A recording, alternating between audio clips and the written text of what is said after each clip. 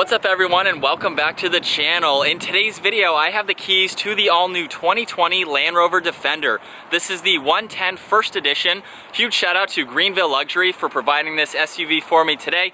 Definitely check out their website. They also have Jaguar, Porsche, and Volvo, so huge shout out to them for letting me come down and check out a Defender for the second time. If you're new to our channel, I checked out the HSE model a couple weeks ago. I'll link that video down in the description so you can see all of the full details on the new Defender. Today's video, we're just kind of going to go over a rundown of the features offered on the first edition, and then we're going to get it out on the Land Rover test track behind us and see how it performs in an off-road setting. So I'm going to start off up front. We have LED headlights that have a really nice circular design. There's also turn signals which have a square look to them on the outer housing. This has a forward-facing camera, which is really good for taking this off-road on the trails, and you'll see that camera in use once we get it out on this test track here. It has a really nice front-end design, a lot of aluminum pieces everywhere. We have parking sensors, the Defender badge up top. The 110 also has this really nice piece right in the center that says 110. We have really cool textured patterns on both sides of the hood, but I really like that decal. It has a really nice feel to it. There's also some mesh up front, provides really good cooling to this engine. And then up underneath the hood, this has the 3-liter inline 6-cylinder engine. There's also a 4-cylinder as well, but this model here produces 395 horsepower and just over 400 pound-feet of torque. It has a twin-speed transfer box, weighs in around 4,800 pounds. It'll do 0 to 60 around 5.7 seconds up to its top speed of 119 miles an hour. And as far as fuel economy goes, it gets around 17 miles per gallon in the city and 22 out on the highway. But that's going to wrap it up for the front end design. Comment down below, what do you think of the all new Defender? It is boxy, it retains that boxiness from the very first Land Rover Defenders that came out way back. But I think they did a really good job at bringing that boxiness to the modern design and just adding those modern touches to it. Well, let's go ahead and make our way to the side profile. The first edition here gets some off-road tires. Has a really nice 5-spoke design for the wheels. We have the gloss black side mirrors with cameras in them as well, which is part of that 3D camera system. That's a very awesome feature to see on a vehicle that you're going to be taking off-road. Being able to see all around, especially if you're out by yourself and you don't have a spotter, the cameras are going to really help you with visibility around the entire truck. Let's go ahead and talk about ground clearance and some other off-roading specs. This has about 11.5 inches of ground clearance when the vehicle is raised all the way up into Off-Road 2, or the highest off-road setting. It has about a 38-degree approach angle and a 40-degree departure angle. So this is pretty much in line, almost with a Jeep Wrangler, as far as your approach and departure angles go. There's really no overhangs. We have a lot of gloss black around all of the windows. And then this first edition does have the roof rack, so you can put off-road equipment if you like. You can strap in anything that you like up there. And this model also has the toolbox on the side. It's mounted to the roof rack here and hangs off the side. It covers that body-colored square that you can see just behind it. So I'm gonna go ahead and insert the key, and then we just have to open this straight up, just like you would on a glove box. And it's going to lock into place, so that is awesome to see. You have a net in there, so you can put anything in there that you'd like to and strap it down. You can have easy access to anything that you'd like to place there, and then we can go ahead, close, and lock it. You only have that on one side, but nonetheless, it's cool to put in any extra items. And then finishing it up in the rear, the first edition has the tire cover, so you can see Defender on it. Has a really nice look. We have the shark fin antenna up top with the rear view camera, so that gives you a great look, obviously, at what's behind you. This has parking sensors down below, along with a towing capacity up to 8,200 pounds. We have LED taillights along with the turn signals. Just like up front, they're little squares on both sides, which just retains that look, giving it a really nice design. And then you can see that body-colored square without the rack on this side. You can see that the power folding side mirrors are currently in right now with the vehicle locked. If I just push on this square button on the front side of the door handle, they will retract. You can go ahead and open up the door. Now, the Land Rover Defender is a hardcore off-roading purpose-built vehicle that you're hopefully going to see it out on the trails. So everything on the interior has a really nice rubber feeling texture design to it. It's very durable. That's what it's meant for. It's meant to go off-road and be able to stand up to those types of conditions.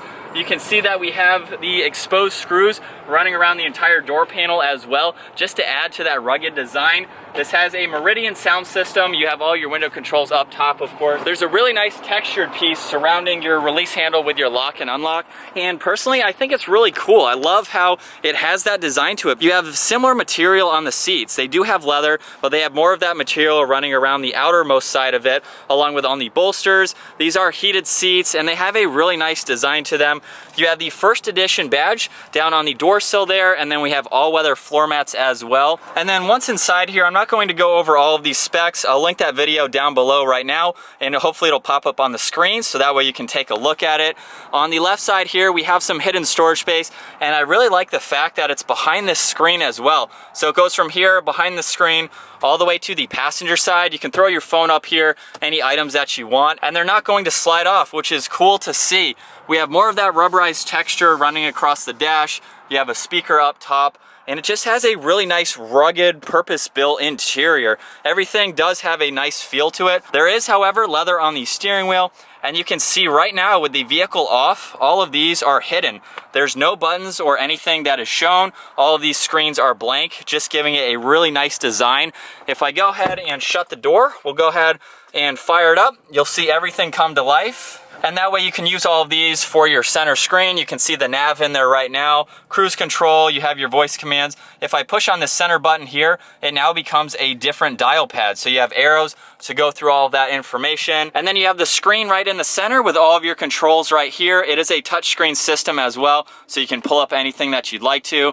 And you have a couple multi-purpose buttons right in the center. We can look at all the different driving modes just by clicking on the top. And then using this rotary dial, we can go through all these modes. You will see rock and crawl here shortly once we get it out on their test track. And then the bottom button here is for the fan speed. If you don't click any of those, now we have the temperature and the seat controls. So it's pretty cool. All of the off-road adjustments are on the left side with being able to raise and lower the height. Your downhill assist control, low range gear, and traction control. And then just quickly right in the center, there is a ton of storage space down here for anything that you want. You have two cup holders right in the center with this removable piece right here, finished off in that rubberized texture material.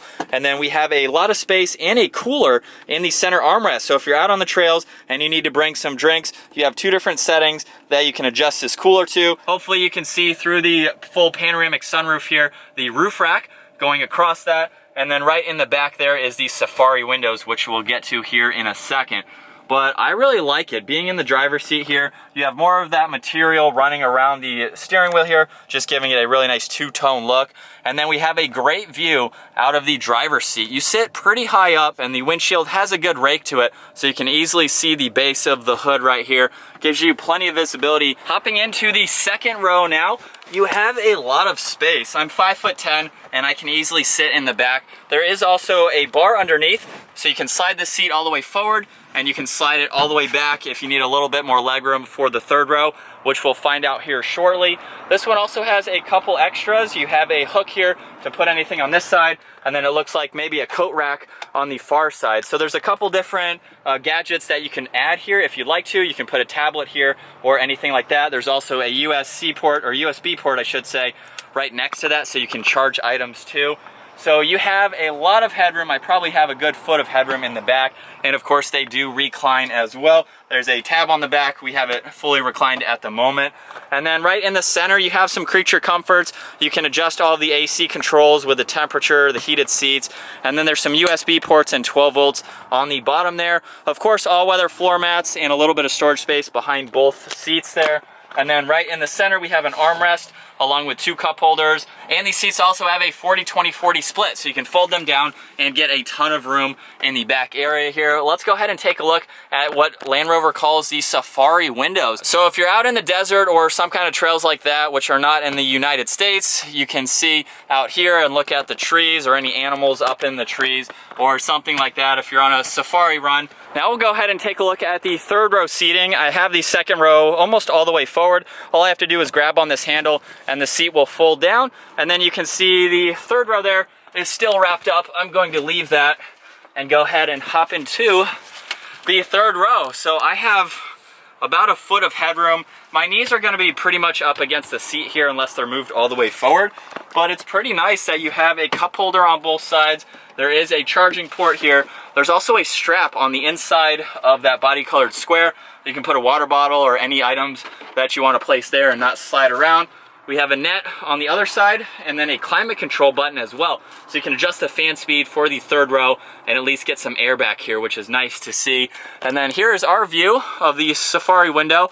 So you can easily see out of that. We have the side glass right there as well. And now last up, we'll go ahead and take a look at the rear storage space. You have a handle right here just by grabbing the release on the inside. We can go ahead and swing this door open. It's very lightweight for having a full-size spare, so it makes that easy to open and close. You can see you can get a bunch of Land Rover accessories. We have a small bag here with some handles on the inside. You can see the cup holders for the third row as well. There's a toolkit up underneath, and then over on the left side, you can raise and lower the rear end of this vehicle. So if you have any items and you want to lower the load height there, you can easily do that, put in any items, and then raise it back up. And then you can see there's a little bit of storage space in the back of the door, small toolkit just above that. And then there is a grab handle on the inside, or you can just use the one on the outside. All right, so now getting behind the wheel of the all-new Land Rover Defender. Since I've already done my normal test drive behind this vehicle, we are going to hand it over to Kyle from Greenville Luxury, and he is going to drive us through their off-road course here to see what it's like and his experience being behind the Defender and taking it off-road.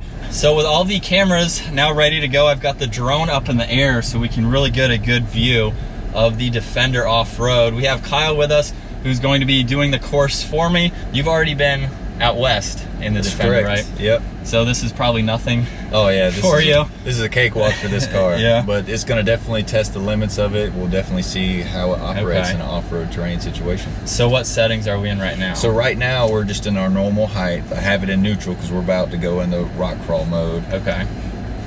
So basically like putting it into 4 low in a sense. Exactly. With rock crawl, yeah. And then we're gonna go up to the off-road height. Okay. And select 4-wheel drive low. You can get a camera angle.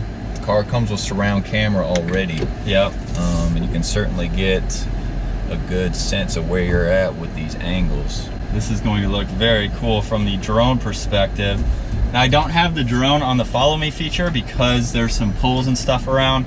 So I'm just trying to fly it as we do this at the same time. Wow. We can also see too, this got a camera. It simulates what's going on underneath the car. If you got like a big rock or anything. Oh yeah. Very cool. Man, this looks really cool. Right now that front wheel's off the ground. Yeah. Oh, I see it on the camera there on the drone, yeah.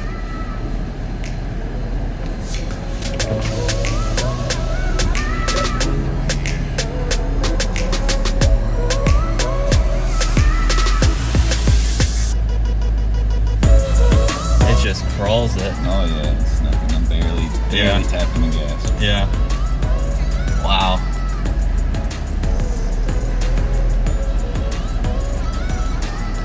Downhill, I'll take my foot off the brake. It's going to do everything. It'll do all that for you? It's braking right now. Yeah. Wow. On everything. I wish my Tacoma did that. Yeah. I have crawl control, but it doesn't really do much going downhill. Gotcha. So is that in every mode or just that mode? It'll do that for you? It'll do it in that mode. You can also do it in, I believe, sand and mud ruts as well. Okay.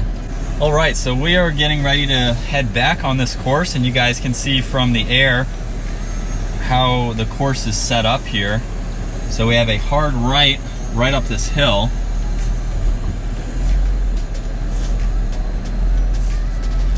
You're good on the passenger side.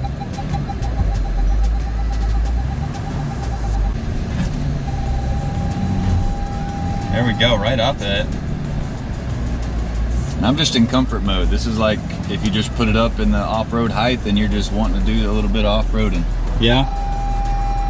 Wow, that is pretty cool, guys. How steep of an angle do you think we're at? Yeah, let's take a look, man. We'll go to 4-wheel drive info. Negative 24. Yep. We're pretty much facing the ground here. Yeah, no doubt. Wow. Are we going to get any tires off the ground again, or is it just probably the back way? tires here? Yeah, we'll get off. Okay. Back passenger. There it is, right there. Yep. Spinning a little bit. And now we're at negative 20 degrees towards the driver.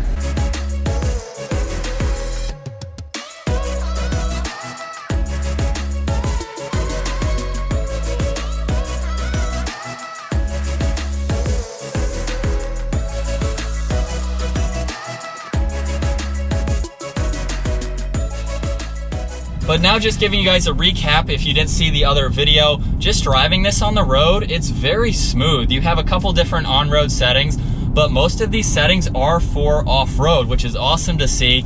But the ride quality is really nice on the pavement. I love how high up you are in this vehicle. As I showed earlier, you're basically looking at the base of the hood and you can pretty much see the entire road here. You're very high up. It's a really cool feeling. And then just giving it a little bit of gas.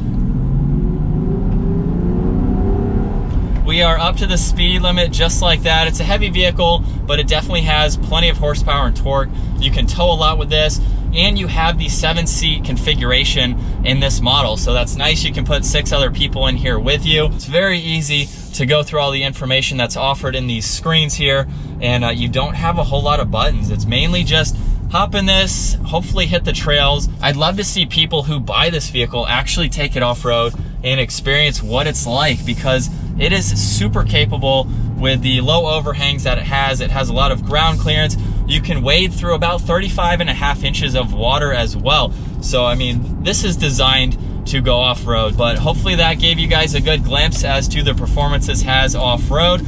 But I think that's gonna wrap it up for our walk-around review, test drive, and testing the off-road capabilities of the 2020 Land Rover Defender. If you enjoyed today's video, give it a huge thumbs up, smash that subscribe button if you haven't already, and I'll see you guys in the next video.